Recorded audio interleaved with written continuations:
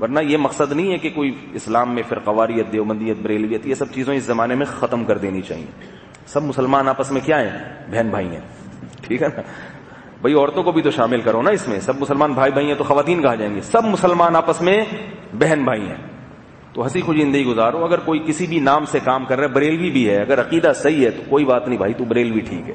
اہل حدیث ہے، اگر عقیدہ صحیح ہے، اعمال درست ہیں، اسلاف کو برا بلا نہیں کہتا، تو چلو یار تیری جس طرح سے سمجھ میں آ رہا ہے تو اس طرح عمل کر لے. ہمیں جس طرح سمجھ میں آئے گا ہم اس طرح عمل کریں گے. ٹھیک ہے نا. اب ایک اہل حدیث دوست آئے، مجھے کہنے لگے میں رفع الیدین چھوڑ دوں. میں نے کہا مجھ سے پوچھ کے کیوں چھوڑ رہا ہے بھائی؟ اگر آپ کو سمجھ میں آتا ہے کرنا چاہیے تو آپ کرو. تو کہہ رہے پھر آپ کیوں نہیں کرتے؟ میں نے کہا میری سمجھ میں نہیں آتا.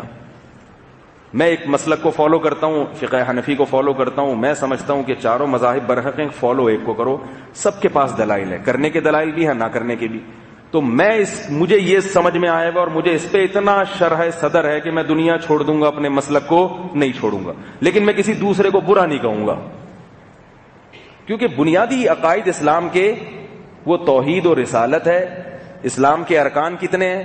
5 ہیں، اس کو سب مانتے ہیں. نمازیں ٹوٹل کتنی ہیں؟ 5 ہیں، اس کو اہل حدیث بھی مانتے ہیں، ہم بھی مانتے ہیں. تو اب ان باتوں میں ہم کسی کو کافر یا دائرہ اسلام سے خارج یا جہنم ہی نہیں قرار دے سکتے، لیکن فالو تو ہم اسی کو کریں گے جس پر مجھے اعتماد ہے.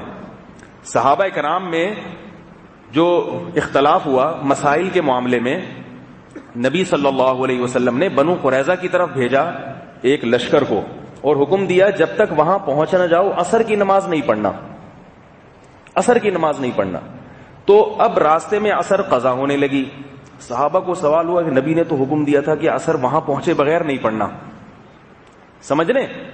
جب تک بنو قریظہ نہ پہنچ جاؤ عصر نہیں پڑھنا. تو بعض صحابہ نے بولا بھائی نبی کی حدیث ہے بنو قریظہ پہنچے بغیر عصر نہیں پڑھنی، اگر ہم نے پڑھ لی حدیث کی مخالفت ہے. دوسرے صحابہ نے کہا بھائی حدیث کا مطلب یہ نہیں ہے. بات سمجھنے کی کوشش کرو، یہ ہمارے اندر فرقواریت اور اختلاف کیوں آ رہا ہے. دوسرے صحابہ نے کیا کہا؟ حدیث کا مطلب یہ نہیں ہے. وہ تو نبی نے اس لیے کہا تھا کہ نبی کو یہ علم تھوڑی تھا کہ راستے میں نماز قضا ہو جائے گی. وہ تو جیسے کہتے ہیں نا بھائی وہاں پہنچ کے اطمینان سے پڑھ لینا. یہ تو حالات ہیں جنگ کے، راستے میں خطرات بھی ہیں، اس لیے یہ تھوڑی کہ اگر قضا ہو جائے گی تو اس کے بارے میں حدیث خاموش ہے. اس کے بارے میں قرآن کی آیت ہے حافظوا علی الصلوات والصلاۃ الوسطی. تو ان صحابی کا مقصد بھی حدیث کو فالو کرنا، مگر وہ حدیث کے معنی میں تعویل کر رہے ہیں. کیوں تعویل کر رہے ہیں؟ کہ بھئی قرآن میں عصر کی نماز کی حفاظت کا حکم ہے اور نبی نے ہمیشہ نماز کی پابندی کی ہے، کبھی نماز قضا کرنے کی اجازت نہیں دی. تو سفر میں آپ کیسے اجازت دے سکتے ہیں؟ اور دوسرے صحابی کا مقصد بھی کیا تھا؟ بھائی ٹھیک ہے نبی نے تو یہی فرمایا، تو جس کی جو سمجھ میں آیا اس نے عمل کیا کہ نہیں کیا. اب جو نماز چھوڑنا چاہتے تھے اگر ان کو گن پوائنٹ پہ کوئی نماز پڑھوائے کہ نہیں جی ہماری سمجھ میں تو آ رہا ہے نماز پڑھنا ضروری ہے، لہذا بندوق نکالیے، جو نہیں پڑھے گا دائرہ اسلام سے خارج. اور جن کی سمجھ میں آ رہا ہے کہ قضا کرنا ضروری ہے، وہ پڑھنے والوں پہ اگر فتوے لگانا شروع کر دیتے کہ تم لوگ حدیث کے منکر ہو، نبی کی حدیث ہے کہ عصر راستے میں نہیں پڑھنا اور تم پڑھ کے حدیث کی مخالفت کر رہے ہو، بندوقیں نکل آتی کہ نہیں نکل آتی؟ بہت مشکل ہے بھائی، نہیں آ رہی سمجھ میں یار. صحابہ کرام نے کسی کو ملامت بولو نا بھائی نہیں کہ بولا بھائی اس کا مقصد بھی اللہ رسول کی رضا ہے، اس کا مقصد بھی جس کو سمجھ میں آ رہا ہے پڑھ لے تو پڑھ لے، جس کو نہیں آ رہا وہ نہیں پڑھ. محبت سے یہ قافلہ گیا ہے، کچھ نے پڑھی کچھ نے نہیں پڑھی. جس کی سمجھ میں آ رہا تھا کہ پڑھنی چاہیے، اسے اگر کوئی گن پوائنٹ پہ کہتا کہ نہیں پڑھو تو وہ چھوڑ دیتے، کہتے نہیں بھائی میں اس کو حق سمجھتا ہوں میں اس پہ رہوں گا. اور جس کی سمجھ میں آ رہا تھا کہ نہیں پڑھنی چاہیے، انہیں اگر کوئی بندوق کی نال پہ کہتا کہ پڑھو تو وہ پڑھ لیتے. وہ سمجھ رہے ہیں حدیث کے مخالفت ہو، کیوں پڑھیں گے وہ؟ تو اختلاف ہوا. اور نماز کے بارے میں اختلاف، دیکھو نبی کے دور میں جتنے واقعات ہوئے ہیں یہ اتفاقی نہیں ہیں. ہر واقعے کے پیچھے امت کو سبق دلایا جا رہا ہے تاکہ قیامت تک امت اس واقعے کو فالو کرے. ایک تو اختلاف فرض نماز کے بارے میں ہوا جس سے اہم حکم اسلام میں کوئی ہے ہی نہیں. بہت اہم بات ہے، غور سے سنیں. آج سارے فرقے اور اختلاف اور جھگڑے کیوں پیدا ہو رہے ہیں؟ مسلک اسلام میں ہمیشہ سے رہے، مسلک کو ختم نہیں کیا جا سکتا. بہت سے لوگ کہتے ہیں حنفی، شافی، مالکی، اہل حدیث یہ مسلک کیوں؟ ختم کرو سب کو. ختم نہیں ہو سکتے. لڑائی کو ختم کرنا چاہیے. بھائی جو جس کو فالو کر رہا ہے اگر وہ بیسک اسلام کی بنیاد پر متفق ہے تو اس کو چلنے دو. اس کو فتوے لگا لگا کے گمراہ قرار دے کے اس کو اپنے مسلک پہ لانے کی کوشش مت کرو، انشاءاللہ بخشش ہو جائے گی، آپ کی بھی اس کی بھی ہو جائے گی۔ تو نبی صلی اللہ علیہ وسلم کے دور میں جو واقع ہوا، اختلاف کس میں ہوا؟ فرض نماز میں، جس سے بڑا اختلاف ہو نہیں سکتا۔ یعنی ایسی مثال قائم کی گئی، بھائی نماز تو سب سے اہم ہے نا اسلام میں۔ ہمارا جو اختلاف ہوتا ہے اہل حدیث سے یا کسی اور سے، وہ نماز پڑھنے یا قضا کرنے میں نہیں ہے، وہ یہ کہ رکوع میں ہاتھ اٹھانے کہ نہیں اٹھانے۔ رکوع بھی کر رہے ہیں، قیام بھی کر رہے ہیں، فاتحہ بھی پڑھ رہے ہیں، سورت بھی ملا رہے ہیں، رکوع میں سبحان ربی العظیم وہ بھی پڑھ رہے ہیں، ہم بھی پڑھ رہے ہیں، باوضو وہ بھی ہیں، ہم بھی ہیں، ان کا قبلہ بھی بیت اللہ، ہمارا قبلہ بھی بیت اللہ۔ یہ نہیں ہے کہ ان کے ہاں کہو کہ پڑھو، ہم کہتے ہیں نہیں پڑھو، نہ نہ نہ، پڑھنے کا طریقہ بھی سیم ہے، تھوڑی سی وہ ٹانگیں چوڑی زیادہ کر لیتے ہیں، ہم تھوڑی سی کم کرتے ہیں، ٹھیک ہے نا۔ کھڑے ہم بھی ہوتے ہیں قیام میں، وہ بھی کہتے ہیں کھڑے ہو، رکوع میں ہم نے بھی جھکنا ہے، وہ بھی کہتے ہیں جھکو، آمین ان نے بھی کہنا ہے، ہم نے بھی آمین، وہ کہتے ہیں تھوڑا زور سے بولو، ہم کہتے ہیں تھوڑا آہستہ بول لو۔ ان باتوں پہ پاگلوں کی طرح، احمقوں کی طرح فتوے بازیاں، یوٹیوب بھرا ہوا ان چیزوں سے، بڑے بڑے مولوی داڑیاں رکھے وہ زور سے آمین پہ دلائل کے امبار، وہ آہستہ آمین پہ دلائل کے امبار، اور عوام پھر مرغوں کی طرح لڑتے ہوئے ان مولویوں کا تماشا دیکھ کے خوش ہوتی ہے، اور لڑواتی بھی عوام ہی ہے۔ کوئی رفع الیدین پر مناظرے، کوئی رفع الیدین نہ کرنے پر۔ چھوڑ دو یہ بچکانہ حرکتیں ہیں، بچکانہ، یہ وہی ہے پست ذہنیت، تنگ ذہنیت۔ چاہے کوئی اہل حدیث ایسی باتیں کرے انٹرنیٹ پہ یا دیوبندی کرے، دونوں کی ذہنیت ایک جیسی ہے۔ ہاں ایک بات اللہ نے قرآن میں بتائی، لا يحب اللہ الجہر بالسوء من القول الا من ظلم، کہ اللہ کو بری بات پسند نہیں ہے، ہاں جس پر ظلم ہو تو وہ دفاع میں کہہ سکتا ہے۔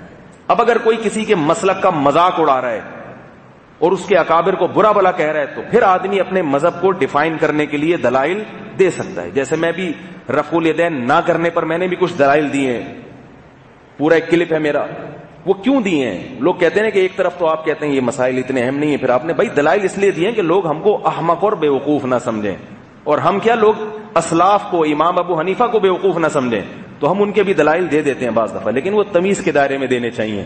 ایسے نہیں کہ دوسرے کو آپ بالکل ہی اس کو بولو جو یہ نہیں مانتا وہ دائرہ اسلام سے خارج ہے، وہ جہنمی ہے یا وہ اہل سنت سے خارج ہے، ایسا نہیں ہے، یہ ہمارے دلائل اور ہمیں اس پر اطمینان ہے۔ تو میں یہ عرض کر رہا تھا کہ کس میں اختلاف ہوا؟ فرض نماز میں، اور فرض نماز میں سب سے زیادہ تاکید اسلام میں عصر کی نماز میں ہے، کیونکہ قرآن میں آتا ہے حافظوا علی الصلوات والصلاۃ الوسطی، نمازوں کی حفاظت کرو، خصوصاً درمیانی نماز۔ درمیان میں کون سی نماز آتی ہے؟ عصر۔ تو اس عصر میں اختلاف ہوا صحابہ کا کہ پڑھنا فرض ہے یا قضا کرنا فرض ہے۔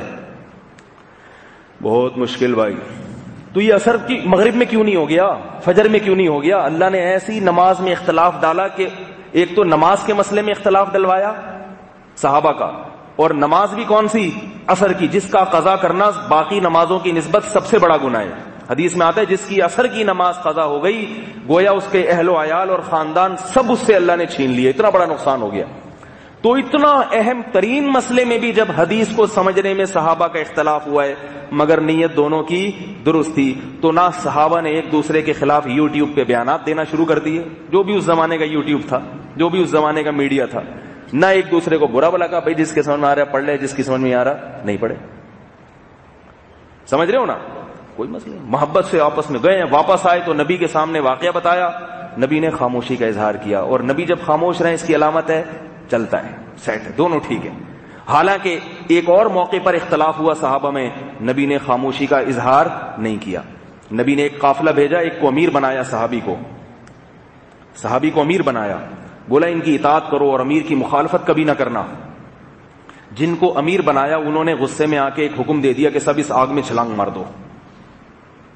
صحابہ پریشان، ایک طرف امیر کی اطاعت کا حکم ہے بھائی، دوسری طرف حکم کیا دیا جا رہا ہے؟ آگ میں چھلانگ مار دو۔ تو بعض پھر مشورہ ہوا، انہوں نے بولا کہ ہم نے اس جہنم کی آگ سے یا اس آگ سے بچنے ہی کے لیے تو نبی کو ہم نے فالو کیا ہے، تو ہم اس میں کیوں چھلانگ ماریں؟ یہ لوگ واپس، کسی نے بھی چھلانگ نہیں ماری اور امیر کی مخالفت کی، واپس آئے ہیں، نبی صلی اللہ علیہ وسلم نے خاموشی کا اظہار نہیں کیا، بلکہ آپ نے فرمایا اگر تم آگ میں چھلانگ مار دیتے قیامت تک اس آگ میں جلتے رہتے، اتنا بڑا جرم، خودکشی کا گناہ ہوتا۔ امیر کی اطاعت کا یہ مطلب تھوڑی ہے کہ اللہ کی نافرمانی اور گناہ کرنا شروع کر دو۔ تو کیا اس سے سبق ملتا ہے؟ جہاں حدیث کا مفہوم سمجھنے میں اختلاف ہوا ہے اس میں تو ٹھیک ہے، وہ بھی ٹھیک ہے، یہ بھی ٹھیک ہے۔ امام حنیفہ کے نزدیک رفع الیدین نہ کرنا زیادہ بہتر ہے، اور امام شافعی کے نزدیک کرنا بہتر ہے۔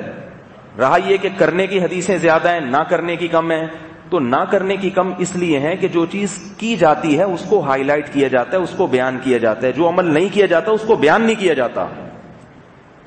بہت مشکل ہے بھائی، جب نبی نے رفع الیدین کیا تو صحابی نے بیان کر دیا اس کو، جب نہیں کیا تو نہیں کرنے والی چیز کو تھوڑی بیان کیا جاتا ہے۔ بہت سارے کام ایسے ہیں جو ہم نہیں کر رہے، جب کچھ کریں گے تو بیان کیا جائے گا، بھائی یہ کیا، یہ کیا، یہ کیا، اس موقع پر یہ بھی کیا۔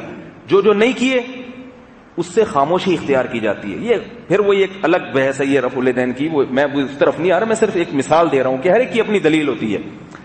تو اتنا بڑا اختلاف ہوا مگر کوئی توپیں نہیں چلیں۔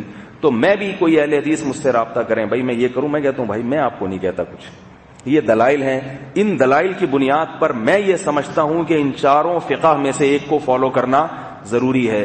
اس لیے میں امام ابو حنیفہ کے فقہ کو فالو کرتا ہوں، اور دلائل کی بنیاد پر میں ان کی تقلید کرتا ہوں۔ بعض لوگ اس پہ اعتراض کرتے ہیں تقلید اور دلیل جمع نہیں ہو سکتی ہے۔ تقلید اور دلیل ایسے جمع ہوتی ہے کہ کسی پر دلائل کی بنیاد پر آپ کو ایک دفعہ اعتماد آ جاتا ہے، پھر آپ ہر مسئلے میں اس سے دلیل نہیں پوچھتے، آپ کو اعتماد ہوتا ہے، کیونکہ ہم نے امام ابو حنیفہ کا دماغ بہت تیز تھا، اور بہت اللہ نے حدیث کا علم بہت زیادہ عطا فرمایا تھا۔ آپ ان کی اگر سیرت حقیقی معنوں میں پڑھو تو آپ کو پتہ چلے گا امام ابو حنیفہ کیا شخصیت تھے۔ اور پھر ہمارے بر صغیر میں فقہ حنفی رائج ہے، شریعت میں اجتماعیت کو برقرار رکھنے کا حکم ہے۔ بھائی جو تواتر کے ساتھ جو فقہ چلا آ رہا ہے اس کو فالو کرنے میں اجتماعیت ہے، اس سے ہٹنے میں کیا ہے؟ اختلاف اور انتشار ہے، اختلاف اور انتشار ہے اس میں۔ تو اس اجتماعیت کو برقرار رکھنا بھی تو شریعت کا ایک حکم ہے نا۔ بھائی جب سارے صحیح ہیں تو جب یہی ایک تواتر کے ساتھ چلا آ رہا ہے تو بس ٹھیک ہے۔ جیسے میں نے بتایا نا، بہت سے عرب لوگ یہاں آتے تھے، رفع الیدین چھوڑ دیتے تھے، کہتے کوئی بھی رفع الیدین کے ساتھ نہیں پڑھ رہا، ہم پڑھیں گے تو الگ سے نمایاں ہوتے ہیں، چلو یہ بھی ٹھیک ہے۔ جیسے ہم جب حرم میں جاتے ہیں تو حرمین کے امام کے پیچھے وتر پڑھ لیتے ہیں، حالانکہ فقہ حنفی میں وہ وتر کا طریقہ جائز نہیں ہے، لیکن وہاں جا کے میں نے خود پڑھے ہیں، شیخ سدیس 2 رکعت کے بعد بیٹھ ہی نہیں رہے، تیسری میں بھی کھڑے ہو گئے۔ تو میں نے اپنے استاد سے پوچھا یہ تو فقہ حنفی میں جائز؟ میں بولا چپ، چلتا ہے۔ اب یہاں کے 1.5 اینٹ کی الگ مسجد بناؤ گے، حرم میں اپنی الگ نماز پڑھو گے، یہ اچھا لگے گا؟ ٹھیک ہے بھائی، حرم ہے، مسجد حرام ہے، سارے مسلمانوں کی ایک اجتماعیت ہے، تو چلو اس موقع پر اس مسئلے میں فقہ حنبلی کو فالو کر لو، ٹھیک ہے نا۔ یہاں فالو کرنے کی ضرورت نہیں، یہاں سارے اسی طریقے سے چل رہے ہیں۔ تو یہ مجھے ہے، تو مجھے اگر کوئی کہے کہ بھائی اپنے مذہب کو، مسلک کو چھوڑ دو، میں دنیا چھوڑ دوں گا اپنے مذہب کو، بولو نا بھائی، میرا یہ رائے ہے، میری یہ رائے ہے، میں نہیں چھوڑوں گا۔ اور پھر ایک اور وجہ ہے کہ ہمیں اسلام جو ملا، مجھے جو ملا اسلام، اور آج ٹوٹی پھوٹی جو خدمت اللہ مجھ سے لے رہا ہے وہ میرے ان اکابر کی جوتیاں سیدھی کرنے کی برکت سے لے رہا ہے۔ اس سے بھی تو ایک فطرتاً محبت ہو جاتی ہے انسان کو اپنے باپ دادا کے دین سے، کہ یار ان کی قربانیاں ہیں اور وہ اسی مسلک کو فالو کر رہے تھے، تو جب وہ جنت میں جا سکتے ہیں ہمیں امید ہے، کیونکہ ان کے تقوی للہ سنتوں پر ان کی حرص ہم نے دیکھی ہے، تو پھر انشاءاللہ اللہ نے چاہا تو ہمیں بھی ان کی جوتیوں میں اللہ جنت میں لے جائے گا۔ ورنہ اگر ہم ان کو چھوڑتے ہیں، اس کا مطلب وہ سارے صدیوں سے جو انگریز کے خلاف لڑ رہے تھے اور 1000 سال سے ہندوستان میں انہوں نے ہندوؤں کے خلاف ایک اسلام کو قائم رکھا ہوا، تو معاذ اللہ وہ سارے گمراہ تھے۔ تو یہ میرے دلائل ہیں۔ اور بعض اہل حدیث بھی بڑے معتدل ہیں۔ پنجاب میں ایک اہل حدیث عالم تھے، بزرگ تھے، 20 سال سے وہ ایک مسجد کے امام تھے۔ تو مجھے ایک صاحب نے بتایا کہ میں ان کے قریب کھڑے ہو کر میں نے 20 سال نماز پڑھی ہے، اور کبھی بھی میں نے رفع الیدین نہیں کیا اس 20 سال میں، اور انہوں نے ہمیشہ کیا ہے، لیکن 20 سال میں ایک مرتبہ بھی انہوں نے مجھے یہ نہیں کہا کہ تم رفع الیدین کیا کرو۔ انہوں نے کہا ٹھیک ہے بیٹا، اگر اس پر ہے تو ٹھیک ہے، میں اس پر ہوں، تم اس پر ہوں، سب صحیح ہے۔ کہہ رہے ہیں ایک دن کسی نے طنز مارا، شرارتی ہوتے ہیں نا ہر جگہ، تو ان اہل حدیث عالم سے کہا کہ حضرت یہ رفع الیدین نہیں کرتا تو اس کی نماز کیا خلاف سنت نہیں ہے؟ تو ان اہل حدیث عالم کا بیان سنیں، انہوں نے کہا کہ بیٹا اگر ہم یہ کہہ دینا کہ جو رفع الیدین نہیں کرتا اس کی نماز خلاف سنت ہے، تو اس کا مطلب یہ ہے کہ ہزاروں سال سے جو لاکھوں علماء بغیر رفع الیدین کے گئے ہیں، جن میں بڑے بڑے بزرگان دین ہیں، جن میں بڑے بڑے اولیاء اللہ ہیں، جنہوں نے ہندوستان میں اسلامی روایات کو قائم رکھا، اس کا مطلب ان سب کی نمازیں خلاف سنت تھیں، تو میں بزرگوں پر اتنی بڑی تہمت نہیں لگا سکتا۔ حالانکہ وہ اہل حدیث، ہمارے یہاں کوئی شتونگڑا سا آ جائے نا اہل حدیث، کیسی فتنہ پھیلاتا ہے وہ، کیسا فتنہ پھیلاتا ہے. تو جیسے اہل حدیث میں بھی ہر طرح کے لوگ ہیں، ایسے دیوبندیوں میں بھی ہر طرح کے لوگ ہیں. بعض لوگ کہتے ہیں وہ فلاں دیوبندی نہیں پھینک دی. میں نے کہا پھینک رہا ہے پھینکنے دو اس کو، پھینکو، دنیا میں ہر جگہ موجود ہیں. جو چیز نہیں ہوتی اس کو بھی اکابر کی طرف منسوب کر دیتے ہیں. تو اس لیے لڑنے کی ضرورت نہیں ہے. اس وقت کیا ہے؟ آپس میں محبت کی ضرورت ہے. اور جو جس مذہب کو فالو کر رہا ہے اگر اس کو اس پر اطمینان ہے تو کر رہے، لیکن لڑے نہیں، چھیڑ خانی نہ کرے، عوام کو فروئی مسائل میں نہ الجھائے. ایک مرتبہ کیا ہوا کہ حضرت حکیم الامہ مولانا اشرف علی تھانوی رحمہ اللہ کے دور میں ایک مسجد میں ایک اہل حدیث مقتدی تھے، اس نے بہت زور سے آمین کہہ دی. حضرت مولانا اشرف علی تھانوی رحمہ اللہ تعالیٰ کے مریدین میں اہل حدیث بھی تھے اور وہ ان کا احترام بھی کیا کرتے تھے، ان پہ طنز نہیں کرتے تھے کبھی. وہی جیسے میں نے یہ جو نظریہ ہے نا، یہ وہیں سے ہمارے بڑوں سے ہی آیا ہے کہ بھئی ان کو بھی اہل سنت میں داخل کیا جائے گا. اور لیکن ہم اس پر مطمئن ہیں اور اس کو اپنی اولاد کے لیے بھی ہم ضروری سمجھتے ہیں. بعض اہل حدیث لوگ اپنے وقت میں تو ٹھیک قرآن و حدیث کو فالو کر رہے ہیں، لیکن جا کے ان کی اولادیں پھر اپنی رائے پر چلتی ہیں تو نام قرآن و حدیث کا ہوتا ہے مگر وہ آزاد ہو جاتی ہیں. تو میں بعض جو میرے دوست احباب ہیں اہل حدیث میں ان سے کہتا ہوں کہ آپ اپنی اولاد کو تو کم از کم کوئی لگام دو، ورنہ غامدی صاحب بھی جو باتیں کرتے ہیں وہ بھی قرآن و سنت کے نام پہ انہوں نے رجم کا انکار کر دیا. قادیانی بھی دلیلیں کہاں سے دیتے ہیں؟ قرآن و حدیث سے دیتے ہیں. اور ایسے فتنے والی منکر حدیث بھی وہیں سے دلیلیں دیتے ہیں، قرآن سے دلیلیں دیتے ہیں. تو میں یہ نہیں کہہ رہا کہ ان کی دلیلیں ہر ایک کی سمجھ میں آتی ہیں، لیکن گمراہی بھی وہ وہاں سے ہی گمراہی. خوارج جو تھے نا، خوارج جنہوں نے حضرت علی سے بغاوت کی، ان کی دلیلیں بھی ساری قرآن سے تھیں. تو بات قرآن و حدیث کی نہیں ہے، بات ہے قرآن و حدیث کو سمجھنے کی. ایک سمجھ وہ ہوتی ہے جو عوام کی ہے اور ایک سمجھ وہ ہوتی ہے جو ائمہ مجتہدین کی ہے. ابھی دیکھو طلاق کے مسئلے میں اہل حدیث ہمیشہ سے یہ کہتے ہیں 3 طلاقیں ایک ہوتی ہیں، لیکن اب بعض اہل حدیث علماء نے رجوع کرنا شروع کر دیا.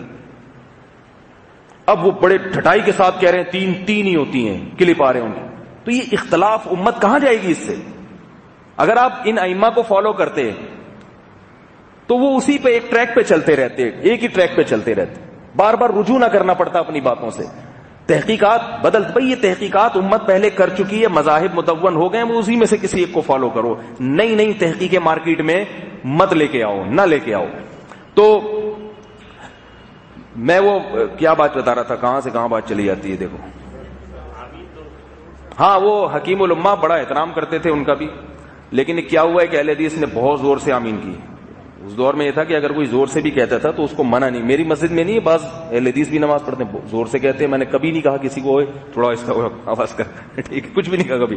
ٹھیک ہے بھائی، تمہیں اگر زور سے سمجھ میں آ رہا ہے تو زور سے کہہ لو، جس کی آہستہ سمجھ میں آ رہا ہے وہ آہستہ کہہ لے.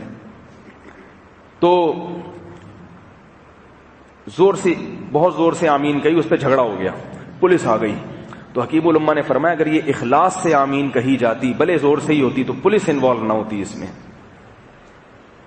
اگر یہ آمین اخلاص والی ہوتی، قرآن و حدیث کو فالو کرنے کی نیت سے ہوتی، تو اس میں پولیس انوالو نہ ہوتی. یہ جس نے بھی آمین کہی ہے اس کی نصف مقصد کیا تھا؟ شرارت. اور یہ بھی فرمایا بعض لوگ اس طرح سے آمین کہتے ہیں کہ آمین کے لفظ سے خشوع نہیں ٹپک رہا ہوتا، شرارت ٹپک رہی ہوتی ہے کہ چھیڑ رہا ہے. آمین حرمین میں بھی کہی جاتی ہے. اور میں نے بتایا اہل حدیث میں معتدل بھی ہیں، وہ بھی بڑے اخلاص سے آمین کہتے ہیں. لیکن بعض کیا کرتے ہیں، جیسے دیوبندی میں بعض شرارتی لوگ ہوتے ہیں تو ان میں بھی بعض شرارتی چھڑ. میں ایک دفعہ نماز پڑھ رہا تھا تو میرے ساتھ ایک کھڑے ہو گئے، انہوں نے اتنی زور سے فاتحہ الحمدللہ رب العالمین امام کے پیچھے فاتحہ شروع کر دی. میری نماز پڑھنا میرے لیے مشکل ہو گئی.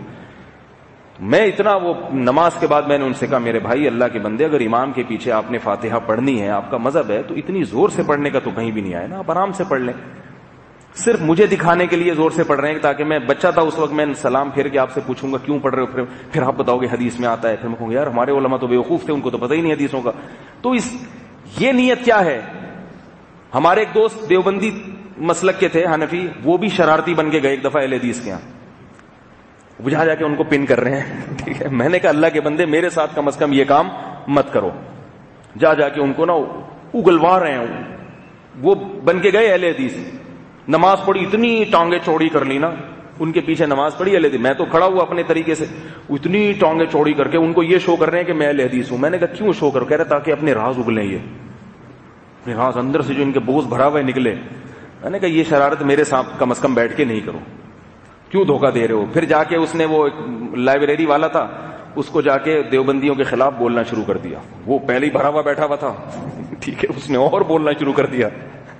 تو ہر جگہ فتنہ ہے. لیکن ہمیں صحابہ کی تاریخ میں کیا ملتا ہے؟ فروعی مسائل میں اختلاف تو ملتا ہے، مگر فروعی مسائل میں لڑائیاں، بولو نا بھائی، نہیں ملتی. تو لڑو نہیں. یہودی ہنستا ہے، ہندو ہنستا ہے، بولتا ہے بھی ٹانگوں میں ان کے بیچاروں کے مسئلے حل نہیں ہوئے، ٹانگیں اتنی چوڑی کرنی، پتلی کرنی، یہ ہمیں کیا مذہب سکھائے. آج ایک یورپ میں انگریز اگر مسلمان ہوتا ہے، میرے کزن کا فون آیا، کہہ رہے وہ انگریز اتنا پریشان ہو جاتا ہے کہ میں کیا کروں، میں مسلمان تو ہو گیا، میں نماز کس طریقے سے پڑھوں؟ وہ یوں کر کے پڑھ رہا ہے، دوسرا آ کے اس کو پن کرے گا، بھائی یہ والی تھوڑی ہوتی ہے، اصل تو یہ والی ہے. وہ پھر یہ رفع الدین چھوڑ دیتا، دوسرا آگے پن کرتا، بھائی ٹانگیں تو تھوڑی سی چوڑی کر، ادھر چوڑی کرے گا، دوسرا آگے تھوڑی سی پتلی کر، اتنی نہیں ہوتی یار، اتنی چوڑی نہیں ہوتی اسلام میں، تھوڑی سی پتلی ہوتی ہیں. تو وہ زور سے آمین کہہ کے، بھائی آہستہ ہے اسلام میں. وہ آہستہ کہہ گا، تھوڑا زور سے بول یار، حرم میں نہیں دیکھتا اتنی زور سے ہوتی ہے. تو وہ پاگل ہو جاتے ہیں. چھوڑو، جیسے پڑھ رہا ہے پڑھنے دو اس کو. جو صحیح علماء ہے نا وہ اسی طرح کرتے ہیں. ہندوستان میں ایک عالم سے کسی ہندو نے طنز کیا، بولا یہ تم لوگوں میں اور اہل حدیث میں کیا اختلاف ہے؟ اب بیوقوف آدمی فوراً الٹی باتیں شروع کر دے گا بیٹھ کے، ابے اصل تو ہم لوگ ہیں، وہ تو ہیں وہی جہنمی ہیں، اس طرح کی باتیں کرے گا نا. تو ہندو کا تو مقصد یہی تھا کہ ان کو آپس میں لڑاؤ. تو عالم بڑے ذہین تھے تو ہمارے بزرگوں میں نا، انہوں نے ایک بات کہی. انہوں نے کہا دیکھو تھوڑا سا اختلاف ہے، وہ یہ کہتے ہیں کہ زور سے آمین کہو، ہم کہتے ہیں آہستہ کہو، باقی خدا ان کا بھی ایک ہے، ہزاروں ہمارے بھی نہیں ہیں. مطلب طنز مارا کہ تم سے پھر بھی ہم دونوں اچھے ہیں، تم تو درجنوں خداؤں کو پوجتے ہو، وہ بھی ایک کو پوجتے ہیں، ہم بھی ایک کو پوجتے ہیں. تو اصل مسئلہ یہ نہیں ہے کہ زور آہستہ، پہلے اس کو حل کرو کہ ایک خدا اچھا یا درجنوں بھگوان اچھے. تو وہ بیچارہ اپنی بغلیں جھانکنے لگا. اس نے بولا پہلے اپنے مسائل تو حل کریں. نہیں آ رہی میرا خیال ہے بات، بہت مشکل ہے یار آپ لوگ کو.